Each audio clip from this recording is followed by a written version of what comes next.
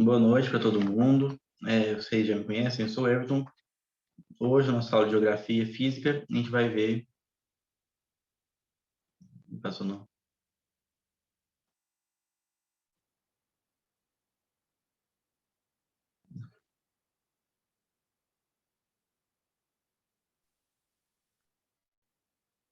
A dinâmica interna e externa do relevo, certo? Essa aula, a gente precisa do contexto das últimas duas aulas, né? Que a gente viu a dinâmica do interior da Terra, a formação da Terra, né? A formação do relevo, e agora a gente vai usar esses conceitos na dinâmica interna e externa do relevo. Seria como o relevo é formado, como ele é moldado. A parte interna vem de forças internas da Terra e a parte externa, forças externas que moldam, né? Então, teremos os agentes endógenos, que são aqueles internos, relacionados aos movimentos das placas tectônicas e fenômenos magmáticos, que a gente viu na última aula, os agentes endógenos. Só para falar para você, essa aula hoje é bem mais curta que o normal. É uma matéria curta, né? Então, espero que vocês não se importem. Eu vou postar, como sempre, os slides no grupo da Geografia. Vou mandar também para vocês exercícios amanhã, a lista de exercícios dessa matéria, e vou postar no YouTube provavelmente amanhã. Então, é, nos agentes endógenos, nós vamos ter dois tipos.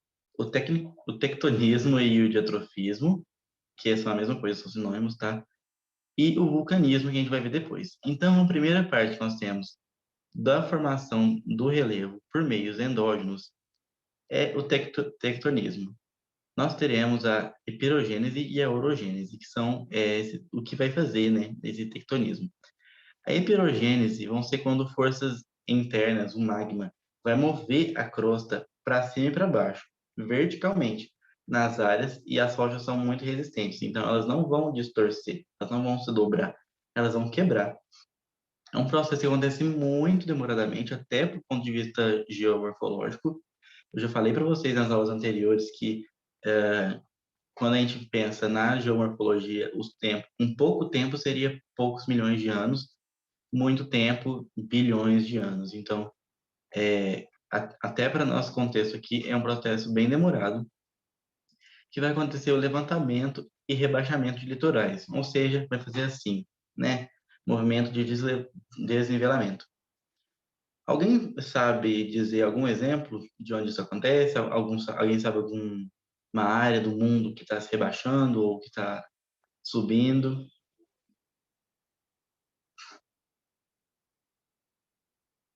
Ninguém? Ou ninguém ia falar?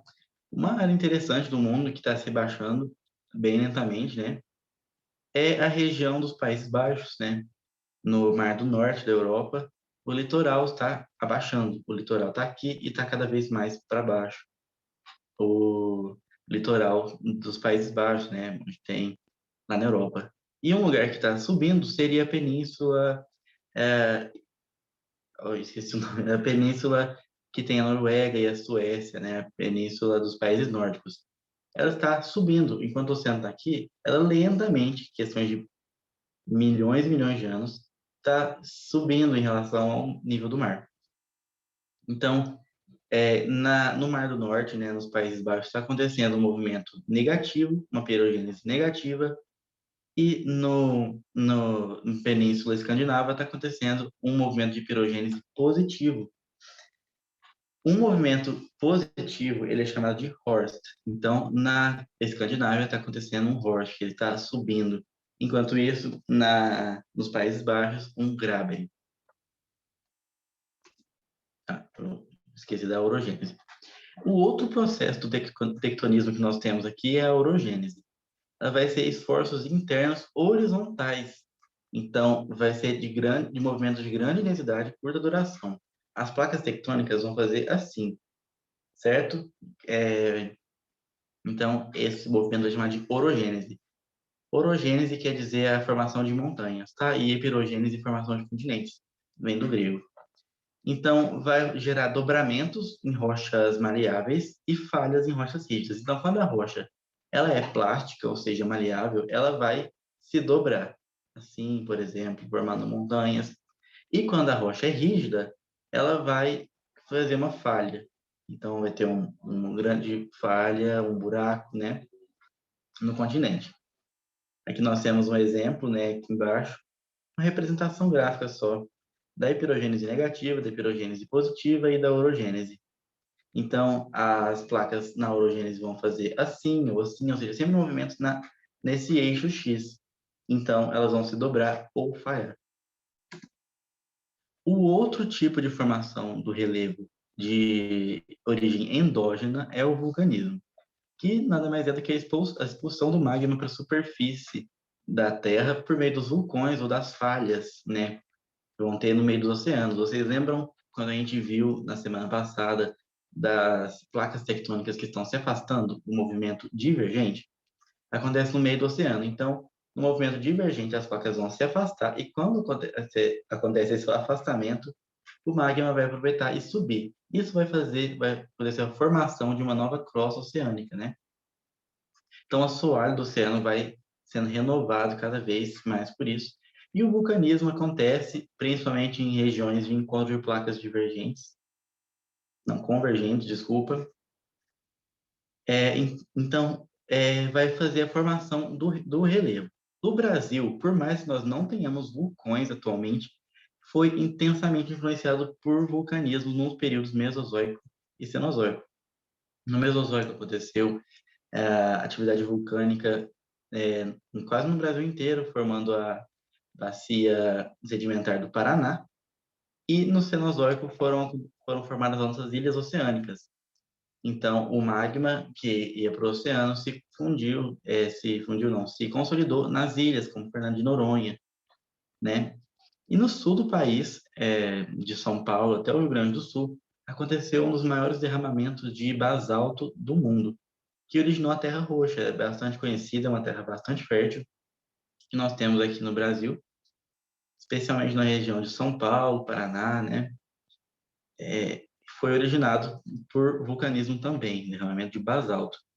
Mas hoje em dia, a gente está no meio da placa tectônica, então é bem difícil acontecer vulcanismo. Não acontece, não há vulcões ativos no Brasil. Mas uma área que existe bastante vulcões ativos é o Círculo de Fogo do Pacífico. Mais de 70% dos vulcões ativos estão nessa área. A gente vê aqui nessa imagem que eu coloquei para vocês do Pacífico. Nós temos a placa do Pacífico se encontrando com com a placa eurasiática, com a placa norte-americana, com a de Nazca, então a placa das Filipinas. Então nós vamos ter nesse encontro de placas com a placa do Pacífico vai acontecer a maior atividade vulcânica da Terra. Nós vemos aqui o Círculo de Fogo e como tem muitos vulcões em atividade nessa região. Agora nós vamos ver os agentes exógenos. Os agentes exógenos vão ser aqueles que vão transformar a passagem, vão moldar, vão lapidar a superfície da Terra. Então, o endógeno vai fazer, por exemplo, uma montanha, e o exógeno vai lapidar e fazer com que a montanha fique menos afiada, né, mais curvada, como aconteceu no Brasil. A gente vê que, há muito tempo atrás, como eu falei, no Mesozoico aconteceu os fenômenos de vulcanismo aqui na nossa região, e por isso, foi há muito tempo atrás, né? Por isso, hoje em dia, nós não temos montanhas, porque essas montanhas foram sendo lapidadas durante todo esse tempo que se passou, né? Então, vão modelar o relevo dos agentes exógenos. O primeiro agente exógeno que nós temos, a gente vai ver dois, o intemperismo e as ações antrópicas. O primeiro agente exógeno que nós temos é o intemperismo. É o processo na qual as rochas são degradadas por vento, água, reações químicas, biológicas. Então, a gente vai ver cada um dos tipos de intemperismo e alguns exemplos. Nós vamos ter o intemperismo químico, que é o que aconteceu na nossa região para a formação dos nossos morros, né? Que tem formas arredondadas, não são picos muito afiados, como nas montanhas, por exemplo, né? O intemperismo químico. O que é o intemperismo químico? Está escrito aí, né? São quando as rochas estão expostas à água corrente. Aqui a gente vê nessa imagem, no canto superior esquerdo, O Mar de Morros, né, que é o domínio geológico que nós temos aqui, não sei se Passos chega a ter, eu não sou daqui, mas na minha região é bastante assim, né, vários morrinhos fazendo formas arredondadas. Foi causado pela água corrente. Então, os rios, as correntezas vão passando, vão levando minérios, sedimentos, pedaços de pedras, rochas sedimentadas. Então, vai fazendo essa formação, né, que nós vemos aqui. Também vamos ter o intemperismo físico, chamado também de intemperismo mecânico, que é a ação da temperatura. Vocês já viram em física, provavelmente, que a temperatura vai mudar o volume das coisas. Então, se você tem um gás e você aquece esse gás vai se expandir. Mesma coisa para líquidos e para sólidos. Então, o temperismo físico vai ser exatamente esse princípio aplicado na geologia. O que vai acontecer? Dentro das rochas, entra águas, é, gases, né, por decomposição também, ou até por ter buraquinhos, né? E as próprias rochas sólidas, com a temperatura, vão lentamente aumentando e diminuindo. Aumenta a temperatura, elas aumentam, o gás aumenta lá dentro das rochas e rompe. O líquido também vai romper.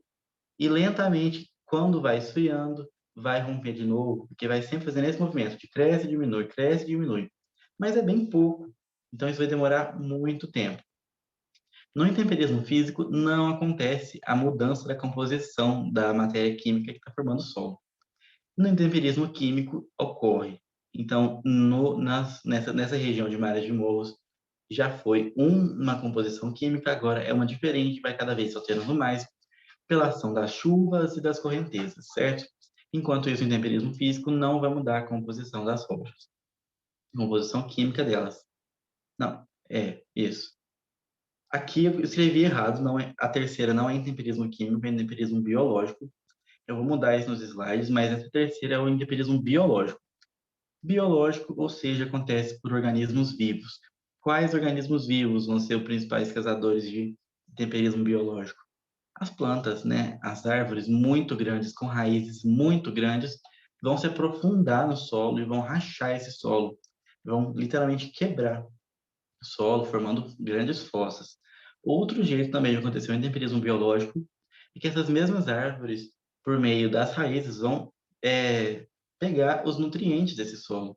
Então, os minerais que existiam lá vão ser absorvidos pelas raízes e vão passar a estar na árvore, não vão estar mais no solo. Com essa perda de minerais, a gente vai ter uma alteração, né, da composição do solo. Então, o intemperismo biológico, lembra que não é químico, que nem está escrito aqui, repetir sem querer, é biológico, pode ser causado pelas raízes das árvores fazendo rupturas no solo ou absorvendo os nutrientes. E temos também a ação antrópica, que é o último tipo que nós vamos ver de ação exógena da formação do relevo. A ação antrópica, o que é antrópica? Antropogênese. Sempre que nós tivermos o prefixo antro, significa dos humanos. Então, são os humanos que fizeram, né, que vão ser os causadores principais desse tipo de alteração do relevo. O que vai acontecer? Nos processos do homem, da evolução da nossa sociedade, nós vamos construindo fazendas e essas fazendas vão degradando, né, o solo, puxando os nutrientes que talvez não eram tão abundantes naquela região, né, porque não era exatamente aquele tipo de plantação que deveria ser plantada lá, então degrada o solo. Desmatamento também acontece porque as raízes que seguram o solo vão morrer pelo desmatamento, né, a queima de árvores, corte de árvores, e não vão mais segurar esse solo que elas estão entranhadas, né, então fica mais suscetível a intemperismo químico pela água. Então, vai acontecendo essa lavagem do solo porque os humanos fizeram, né? Porque os humanos alteraram o equilíbrio geomorfológico da área. Então, vão ter modificações e comprometimentos ambientais. Por exemplo, a desertificação, nós vamos ver no capítulo para frente, que acontece no Rio Grande do Sul, né? As plantações, de maneira indevida, estão tirando os minerais do solo, e por isso água da chuva está lavando esse solo de uma maneira mais fácil, transformando aquilo em areia, não mais em terra. Certo? Agora são 10h11. Foi bem rápido a nossa aula, como eu falei, é só isso mesmo. Vocês têm alguma dúvida, alguma pergunta, que podem me perguntar, alguma sugestão também para as próximas aulas, alguma crítica, qualquer coisa que vocês queiram falar? Eu gosto muito da participação de vocês. Essa matéria tá tranquila até. Eu também acho muito tranquilo, bem, sou suspeito para falar porque eu amo geografia. Na última aula eu falei com vocês sobre os exercícios, vocês estão fazendo exercícios? Eu tô. Ah, que bom, vocês tiveram alguma dúvida? Eu posso responder agora.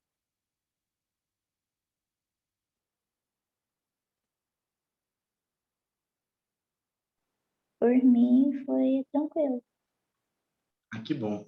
Então, já que ninguém se manifestou, pode se manifestar pelo chat também, eu vou ler. Já que ninguém se manifestou com dúvida, então parece que é só isso por hoje.